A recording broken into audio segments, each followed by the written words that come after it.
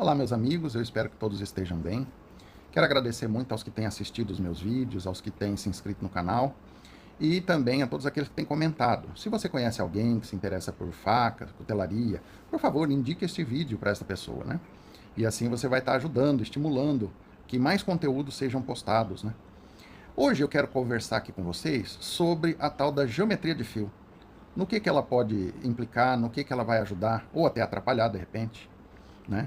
E para isso, então, eu trouxe aqui 6 tipos de geometria de fio para a gente dar uma olhada. A primeira aqui é a Hollow. Também ela tem esse estilo côncavo de ambos os lados, né? A Full Flat, que é totalmente reto, o desbaste é reto. A Partial Flat, que o desbaste é parcial, vai até uma certa altura na lâmina. O fio convexo, o escandinavo e o Total Flat terminando em zero. Então, o que cada geometria vai ter em relação à outra?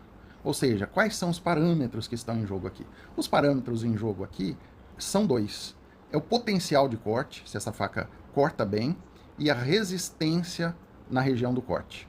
São basicamente esses 2 parâmetros que estarão em jogo aqui.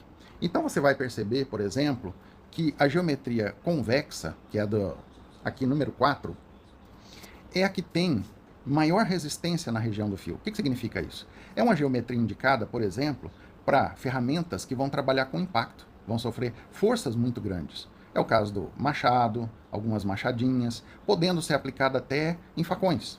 Não é uma geometria tão indicada para facas de cozinha, por exemplo. Por quê? Porque o seu desempenho de corte, devido à espessura do fio, a espessura da região do fio aqui, não vai fazer com que ela tenha o maior desempenho de corte, por exemplo, numa cozinha, sendo faca de chefe. Ah, você quer dizer que se eu fizer uma faca com essa geometria, ela não vai cortar? Não, não quero dizer isso. Eu quero dizer que ela vai sim cortar, mas ela não terá um desempenho tão bom quanto a nossa geometria número 6 aqui, que é a full flat, terminando em zero. Essa geometria, numa faca de cozinha, ela vai resultar num fio muito bom, num potencial ali de corte excelente, né? A pessoa que vai trabalhar com essa faca aí vai sentir que ela fatia muito bem, ou seja, o potencial de corte dela vai estar privilegiado por essa geometria. Em contrapartida, você vai ter uma lâmina com baixa resistência, né? Não é uma faca para você levar para acampamento, para rachar lenha com ela. Enquanto que a geometria número 4, convexa, se você aplicar numa faca, por exemplo, uma faca de campo, é uma faca que você vai poder levar para rachar lenha, né? Ela não vai ter um desempenho de corte tão bom, mas ela vai ter uma excelente resistência no corte dela. Então vocês percebam que, de fato, os 2 caráteres aqui que estão em jogo é eficiência no corte e resistência desse corte. Eu peguei aqui os 2 casos extremos, né? A geometria de fio, geometria convexa, que é a número 4, que concentra no fio muita resistência, e a geometria número 6, que é o full flat terminando em zero. São as geometrias mais, vamos dizer assim, as geometrias mais icônicas dentro dessa tabela. As que têm as características mais diferentes. Enquanto que a número 6 é a que tem o melhor corte, o melhor desempenho, a número 4 é o que tem a maior resistência. E as outras vão oscilar entre um extremo e outro. Por exemplo, a geometria Hollow, ela tira bastante material da região do corte, então dando certa ênfase no desempenho de corte dessa faca, né?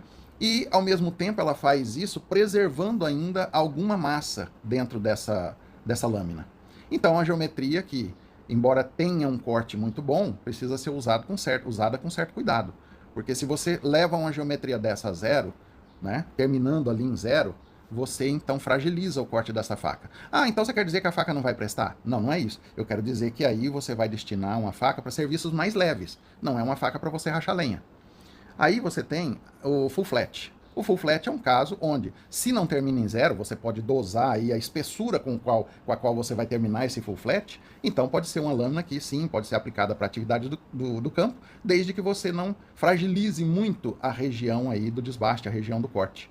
Você pode terminar ela um pouquinho mais grossa, fazendo o fio do corte no final, e ela será então boa, tanto para cortar, quanto para atividades mais que envolvam impacto, que envolvam uma força maior. Temos aqui também o desbaste parcialmente reto, que é o partial flat, que, com relação ao full flat, é ainda melhor na questão da resistência, né?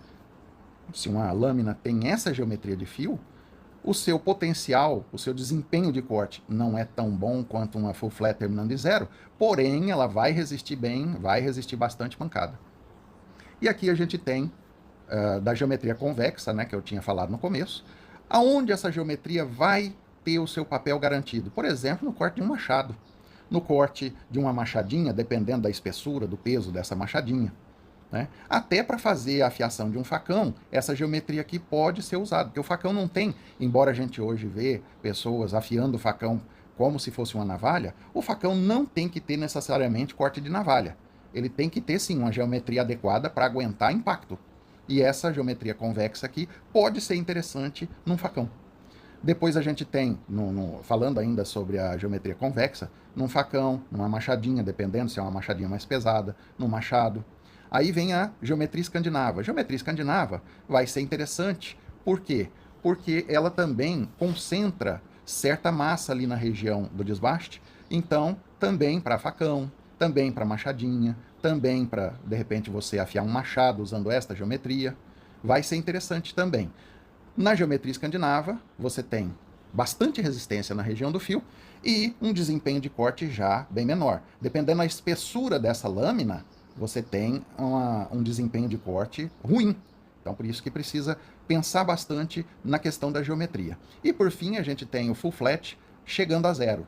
Você pode ver que a concentração de massa na região do fio é bem pequena, fragilizando, então, essa região. É interessante que você, quando faz uma faca desse tipo, você avise ao seu cliente, olha, esta faca aqui, ela foi feita pensando em maximizar o potencial de corte. Ela vai ser excelente para cortar as coisas dentro da cozinha, legume, as verduras, mas não é uma faca para levar para o campo, não é uma faca para você rachar lenha. Uma faca para rachar lenha, você já teria que ter uma geometria mais reforçada para aguentar pancada. Certinho, pessoal? Bom, o assunto de hoje é mais curto, não é menos importante, é só mais curto. Falando e tratando aí dos principais tipos, lembrando mais uma vez, né? Nós temos muitos outros tipos de geometria, muitas outras geometrias de fio. O que eu fiz aqui foi trazer o que eu acho que são as principais geometrias que a gente encontra nas facas, facões, machadinhas que a gente vê hoje. Certinho? Tudo é uma questão de dosar o uso. Você até pode usar uma geometria hollow numa machadinha, desde que você saiba que você tem que deixar uma certa massa ali na região do fio. Certinho, pessoal? Olha, eu espero que vocês tenham gostado. Dê suas sugestões aí no campo de sugestões. Se você gostou, se você acha que faltou alguma geometria, também muito usada e que eu não falei. Se você tem algum assunto que você gostaria de ver tratado aqui, pode deixar no campo dos comentários. No mais é isso aí. Se você chegou até aqui, agradeço muito você ter assistido ao vídeo. Fique com Deus. E é isso aí. Até o próximo vídeo.